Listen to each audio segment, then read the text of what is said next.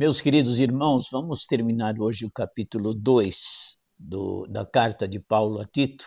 Aliás, uma carta que eu me amarro nela, maravilhosa, sucinta e muito prática. E hoje nós vamos terminar lá com os versículos 11 a 15 do capítulo 2. E eu entendo que essa sessão de 11 a 14 é mais uma orientação para que Paulo, depois de ter trabalhado com várias faixas da igreja, vai dizer que eles devem todos serem capacitados a serem velhos sábios, mulheres sábias,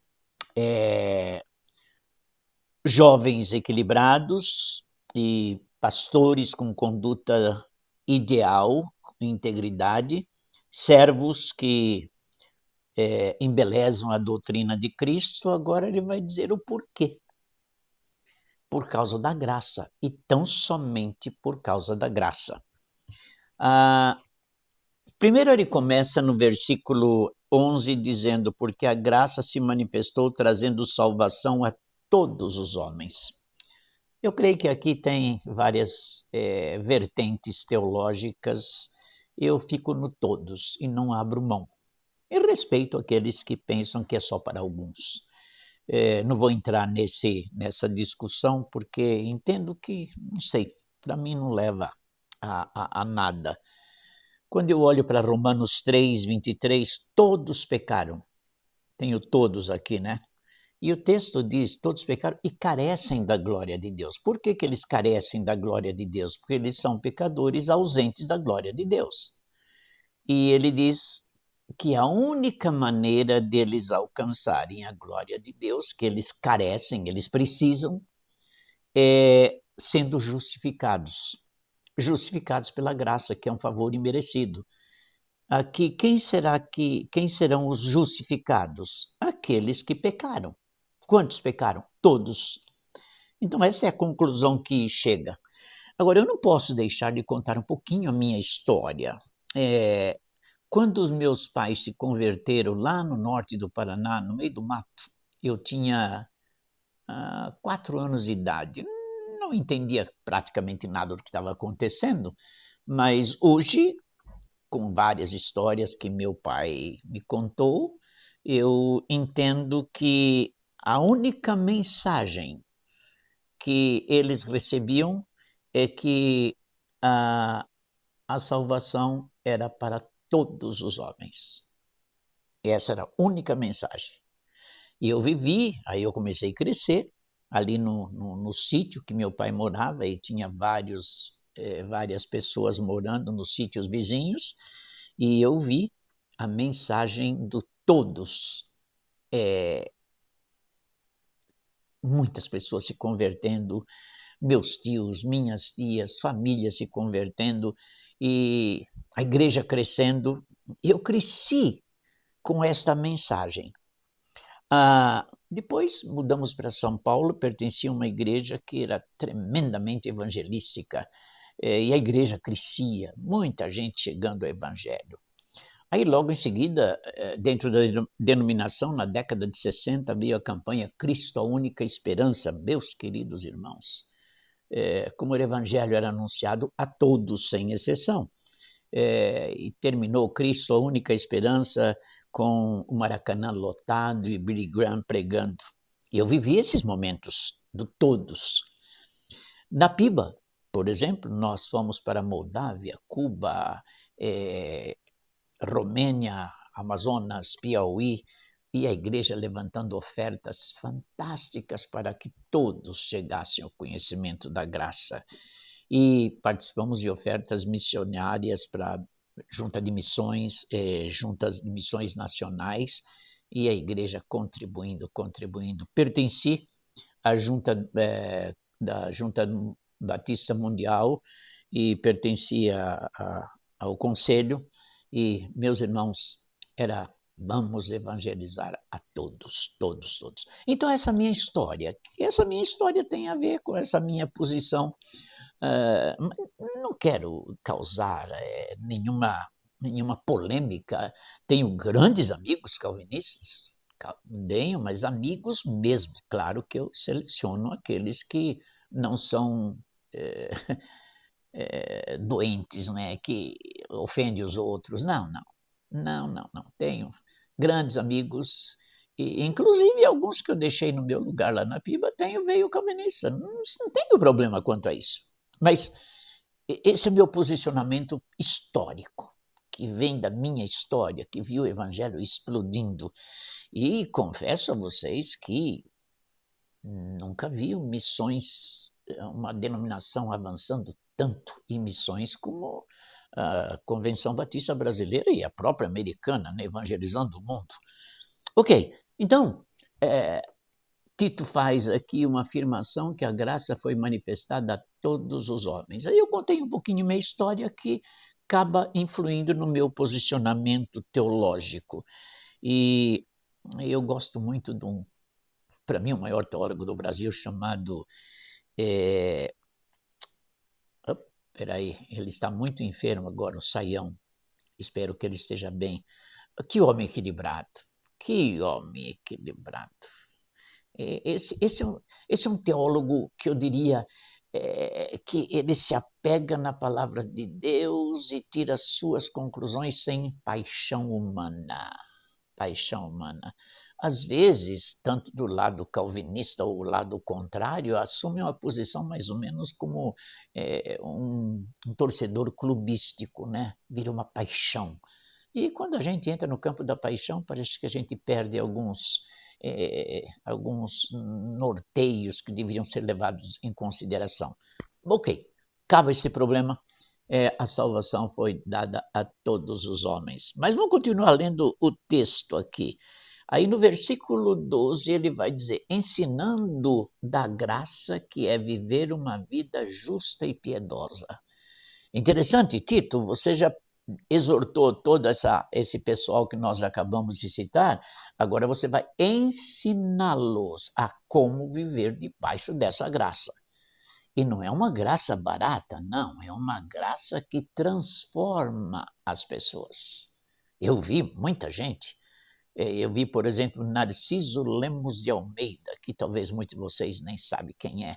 Ele foi do grupo de Lampião, e ele veio dormir na nossa casa, ele veio nos visitar. E aquele homem, eu pedi para que ele abrisse a sua camisa e mostrasse as marcas de facada ou tiro, coisa parecida, e aquele homem era uma ovelhinha, e antes era um terrível perseguidor, era um bandido. Olha a graça que transforma. E não precisa ir longe, não, é só você olhar para você e eu olhar para mim. Quem nós éramos, inimigos de Deus, e a graça nos alcançou. E essa graça nos capacita a ter uma vida totalmente diferente como nós tínhamos atrás. Essa graça é fantástica. Lembrando bem, Paulo está exortando homens, mulheres, jovens, servos, para que, capacitado por essa graça, viva de maneira justa e piedosa numa igreja ou numas igrejas de Creta que estavam uma bagunça total. Então, Tito, você vai lá e você vai ensinar essa graça, como que ela deve funcionar na vida das pessoas. É muito prático o livro de Tito, não tem muito segredo aqui, né? Terceiro, ensinando que a graça nos reserva para o futuro. Está lá no versículo 13, aguardando a bendita esperança e o aparecimento da glória de nosso grande Deus e Salvador, Cristo Jesus. Meus queridos irmãos, quem está na graça, quem alcançou a graça pela fé em Cristo Jesus, está noutro patamar de vida. Ele está dentro de uma esperança, não é aquela esperança que possivelmente vai acontecer. Ele está debaixo de uma esperança que é real, ela é verdadeira, porque ela é baseada no seu Salvador Jesus Cristo. É interessante que quando chega final do ano, a gente vê reportagens e todo mundo quer jogar na loteria ou outro tipo de jogo, e a pessoa diz assim, o repórter pergunta, você vai ganhar na loteria? A resposta é a seguinte, espero que sim. É uma esperança de possibilidade. A nossa esperança não é de possibilidade. A nossa esperança é de real possibilidade. É algo que vai acontecer. E Paulo aqui fala para Tito, é uma bendita esperança, uma bênção, esperança abençoada. Como é gostoso ensinar sobre a graça, né, meus irmãos? E ele vai mais adiante, ensinando o que fez o doador da graça que nos alcançou. Aí ele vai lá no 14, se referindo à pessoa de Jesus Cristo, o qual se entregou a si mesmo por nós. Quem é esse nós? Esse nós é aqueles alcançados, que estamos dentro do todos, para nós nos remir de toda maldade e purificar para si um povo todo seu, consagrado às boas obras. Olha aí, ensinando quem é que fez esse milagre por nós. Aqui nós não podemos nunca, meus irmãos, deixar de considerar a obra salvífica de Jesus Cristo, que se entregou, que não precisava se entregar. Agora, em ele não se entregando, nós seríamos entregues a Satanás. Totalmente, o nosso futuro seria no inferno. Mas ele se entregou por nós. Ele viveu o inferno para nós. Eu creio que quando Jesus Cristo fala, Senhor, se possível, passe de mim esse cálice, ele estava vivendo o que seria o inferno eternamente para nós. Ele viveu momentos do sofrimento que estaríamos no inferno sofrendo caso ele não se entregasse por nós. Por isso, meus queridos irmãos, a obra de Cristo é maravilhosa. É uma obra que reflete um amor, mas um amor verdadeiro, um amor genuíno, um amor que não é como o nosso, não. O nosso, os irmãos sabem, é aquela luta que nós temos para viver, segundo o versículo está dizendo lá no começo, né, para vivermos de maneira sóbria, justa e piedosa. E essa é a luta que temos, porque nós somos salvos da graça, mas ainda estamos nesse mundo com essa carcaça aqui que nem sempre faz a vontade de Deus, não é? E Paulo sabia bem disso, ele já havia escrito lá em Filipenses sobre a luta dele contra a sua carne pecaminosa. Mas a obra de Cristo, meus irmãos, é para que nós o louvemos dia e noite. Agora, uma das formas de nós louvarmos a Deus pelo seu sacrifício por nós é uma vida compatível de gratidão por aquilo que ele fez por nós, uma vida sóbria, justa e piedosa. E vamos em frente, e depois temos aqui ele está nos advertindo. 15, versículo 15, fala essas coisas, exorta e repreende com toda autoridade, ninguém te despreze. Advertindo, Tito, não se cale. Pastor Mendes, não se cale. Colegas de ministério, não vamos nos calar. Vamos exortar e repreender com toda a autoridade. Agora, qual é a autoridade principal? Da palavra. Esta é a autoridade principal, a autoridade da palavra. Agora, juntamente com essa autoridade, deixa eu recordar lá o versículo 12, que esse ensino para que as pessoas vivam de maneira sóbria, justa e piedosa. E nós, pastores, temos que caprichar nessa vida justa e piedosa para não perdermos a autoridade de anunciar a verdade e de advertir as pessoas quanto a essa verdade. Meus queridos irmãos, a graça ensina esperança. A graça ensina que aqui não é o nosso mundo.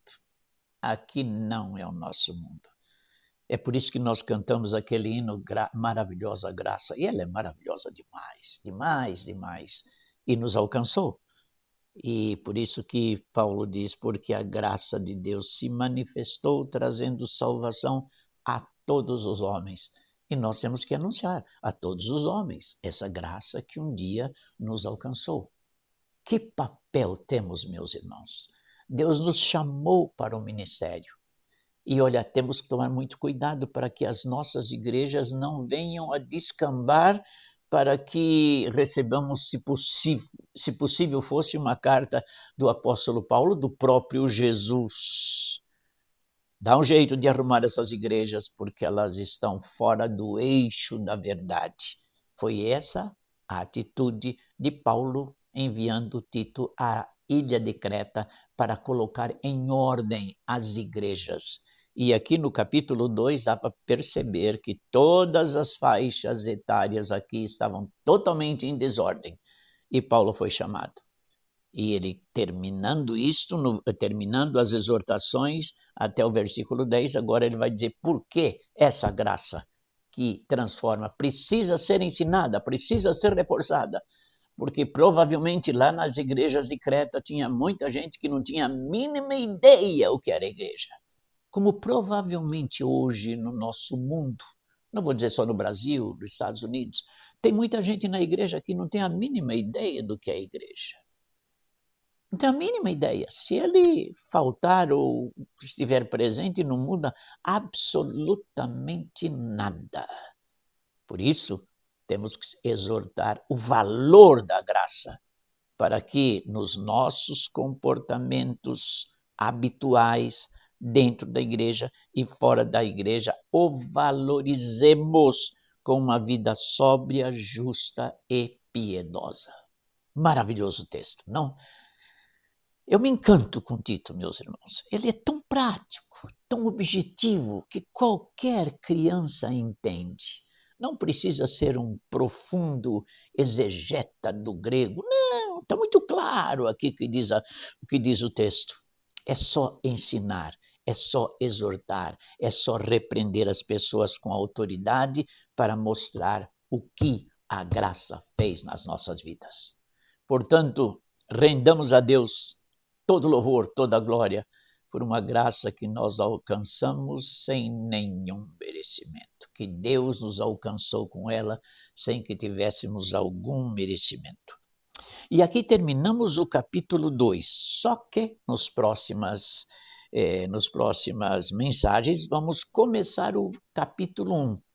Isso porque eu comecei o capítulo 2 porque há uma igreja orientando a sua liderança espiritual e pediu para que eu desmembrasse ou falasse sobre o capítulo 2. Então, como eu quero ter na internet, no YouTube, o livro completo, a carta completa, nós vamos na próxima começar no capítulo 1 e depois, então, entraremos no capítulo 3. E assim, vamos crescer juntos nessa carta tão clara, tão objetiva.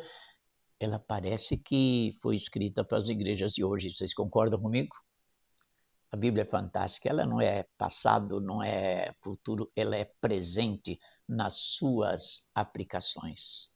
Daqui 15 anos, se Cristo não voltar, ela vai continuar viva para as pessoas que vivem dentro desses anos que talvez, não sei, estarão muito próximo de Deus ou longe de Deus. Queridos, que Deus os abençoe no nosso ministério e vamos ficar com esta palavra final aqui. Exorta, repreende com toda a autoridade. E a autoridade vem, primeiro, da palavra. Segundo, vem da maneira sóbria, justa e piedosa com que vivemos e exortando as pessoas para que tenham também esta vida justa, piedosa e sóbria. Que a graça de Deus seja sobre nós, nos capacitando para cuidar de um rebanho que não é nosso. Um rebanho que Deus deu para nós cuidarmos. E o rebanho é dele. Por isso, meus queridos irmãos, um alerta. Tiago 3:1. Não sejais muitos de vós líderes, sabendo que receberão maior juízo. Que responsabilidade! Mas debaixo da graça, orientação do Espírito Santo, podemos viver uma vida justa, sóbria e piedosa. Que Deus nos abençoe. Amém.